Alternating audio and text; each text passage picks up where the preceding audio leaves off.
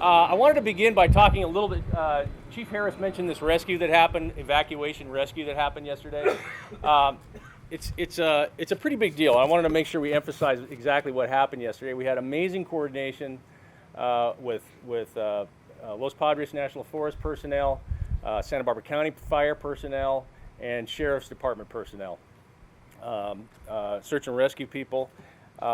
When those crews got in there last night, or early afternoon yesterday, they were quickly overrun by fire. That fuel, as Jimmy mentioned, hadn't burned for 62 years, we figured out today.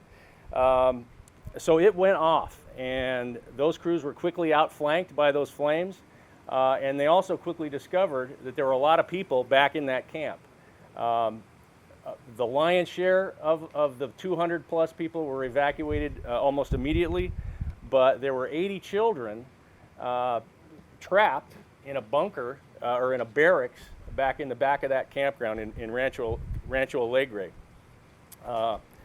They were trapped because the road was completely enveloped in flame, and there were trees falling down across the road, and there was really just no way to get them out of there.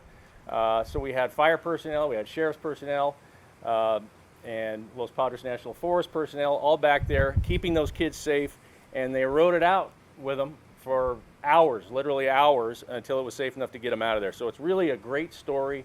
That part of this story, it really wasn't an evacuation, it really was a rescue. So just wanted to make sure people understood that. We're proud of it.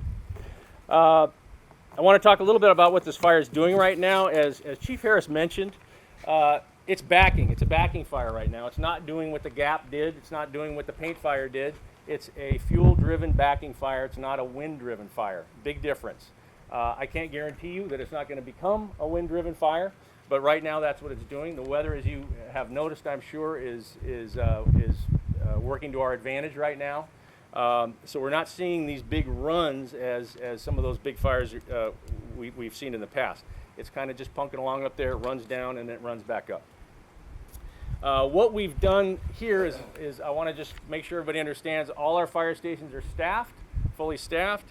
And on top of that, we've ordered up for the front country alone 10 strike teams of Type 1 fire engines. Those are the larger, sort of more urban fire engines.